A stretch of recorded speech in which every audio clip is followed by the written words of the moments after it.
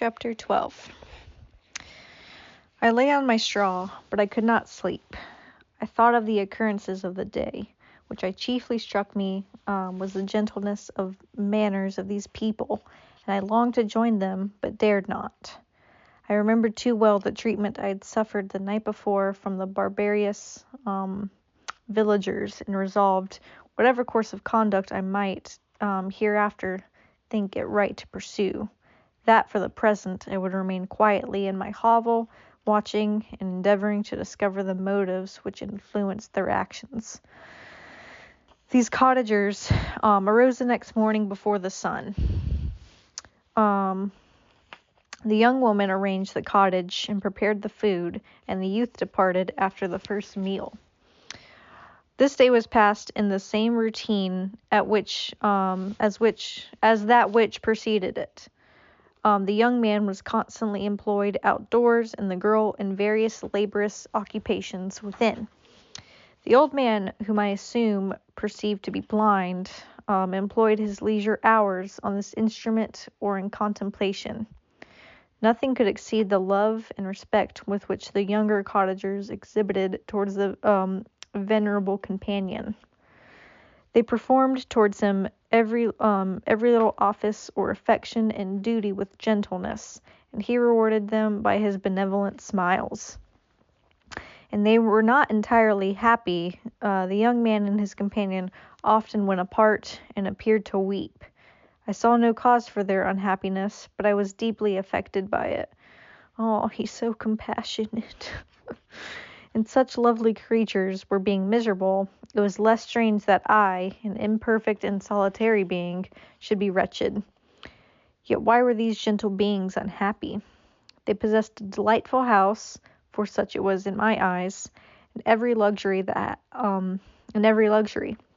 They had a fire to warm them when chill, and delicious viands when hungry. They were dressed in excellent clothes, and still more, they enjoyed one another's company and speech, interchanging each day looks of affection and kindness. What did their tears imply? Did they really express pain? I was at first unable to resolve these questions, but perpetual attention and time explained to me many appearances which were at first enigmatic, whatever. A considerable period elapsed before I discovered one of the causes of the uneasiness of this amiable family.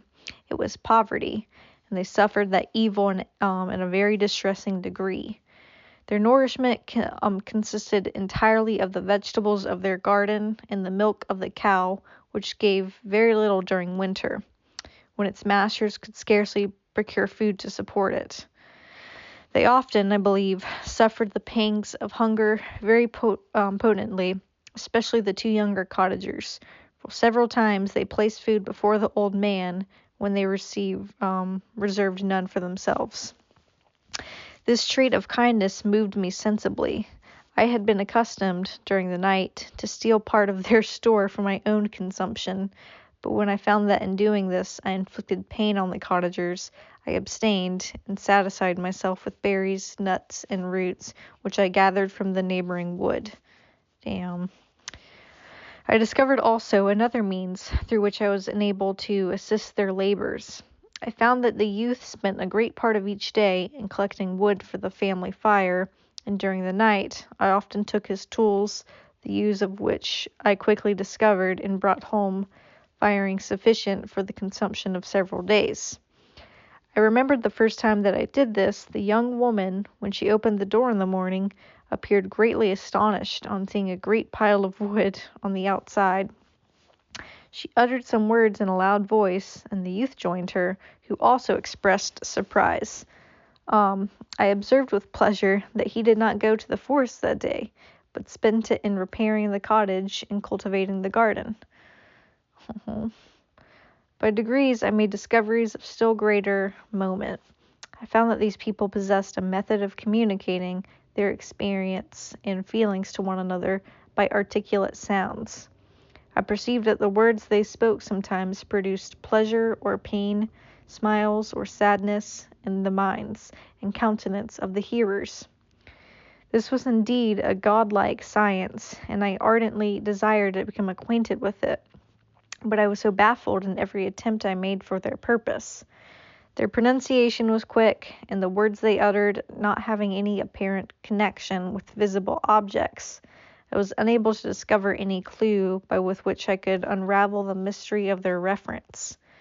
By great application, however, and after having remained during the space of several revolutions of the moon in my hovel, I discovered their names that were given to some of the most familiar objects of discourse. I learned and applied the words fire, milk, bread, and wood. I learned also the names of the cottagers themselves. The youth and his companion had each of them several names, but the old man had only one, which was father. The girl was called sister or Agatha, and the youth Felix, brother or son. I cannot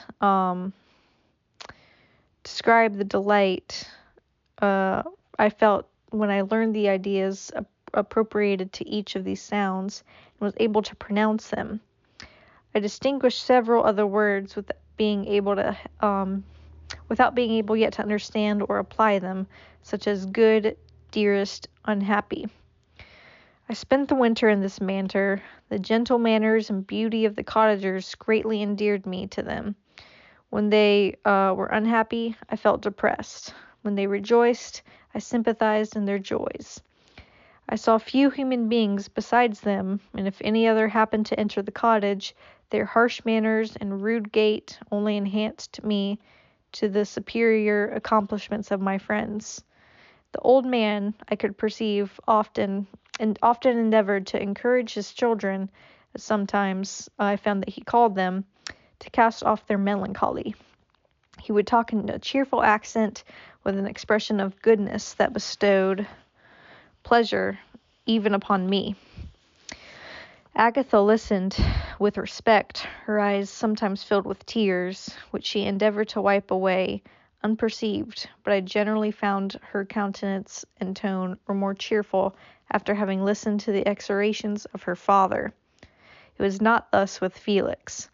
He was always the saddest of the group, and even to my unpracticed senses, he appeared to have suffered more deeply than his friends. But if his countenance was more sorrowful, and his voice more cheerful than that of his sister, especially when addressed to the old man. I could mention innumerable instances which, although slight, mark the dispositions of these amiable cottagers. In the midst of poverty and want, Felix carried with pleasure to his sister the first little white flower that peeped out from beneath the snowy ground. Early in the morning, before she had risen, he cleared away the snow that obstructed her path to the milk house, drew water from the well, and brought wood from the outhouse, where to his perpetual astonishment he found his store always replenished by an invisible hand. In the day, I believe he worked sometimes for a neighboring farmer, because he often went forth and did not return until dinner, yet brought no wood with him. At other times he worked in the garden, but as there was little to do in the frosty season, he read to the old man and Agatha.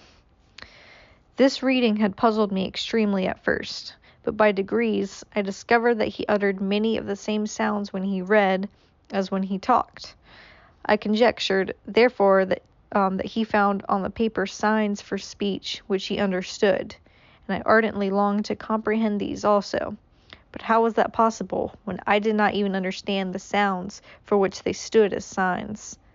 I improved, however, sensibly in this science, but not sufficiently to follow up any kind of conversation, although I applied my whole mind to the endeavor, for I easily perceived that although I eagerly longed to discover myself to the cottagers, I ought not to make the attempt until I had first become a master of their language, which knowledge might enable me to make them overlook the deformity of my figure, for with this also the contrast perpetually presented to my eyes had made me acquainted. Oh my god, I'm going to be so sad if they're like mean to him. He's been so nice and they don't even know. But I'm pretty sure that's what happens. I had admired the perfect forms of my cottagers, their grace, beauty, and delicate complexions, but how I was terrified when I viewed myself in a transparent pool. At first I stared back, unable to believe that it was indeed I who was reflected in the mirror, and when I became fully convinced that I was in reality the monster that I am, I was filled with the bitterest sensations of despondence and mortification. Alas, I did not yet entirely know the fatal effects of this miserable deformity. As the sun became warmer and the light of the day longer, the snow vanished, and I beheld the bare trees and the black earth. From this time, Felix was more employed, and the heart-moving indications of impending famine disappeared. Their food, as I afterwards found, was coarse, but it was wholesome, and they procured a sufficiency of it.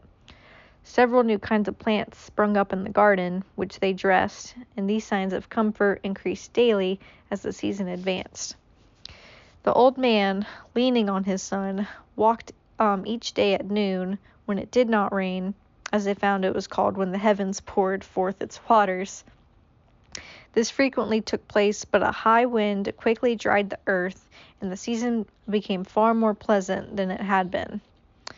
My mode of life in my hovel was uniform.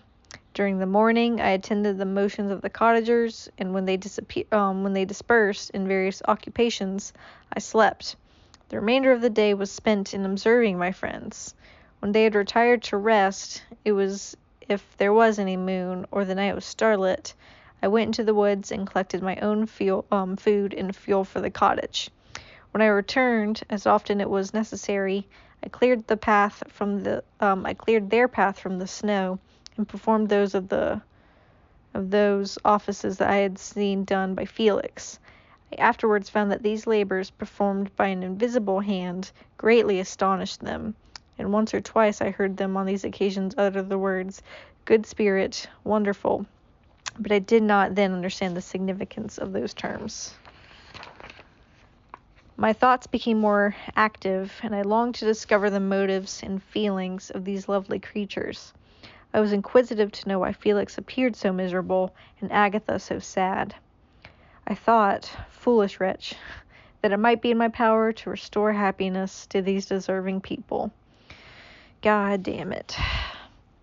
When I slept or was absent in the forms of the venerable blind father, the gentle Agatha, and the excellent Felix flitted before me.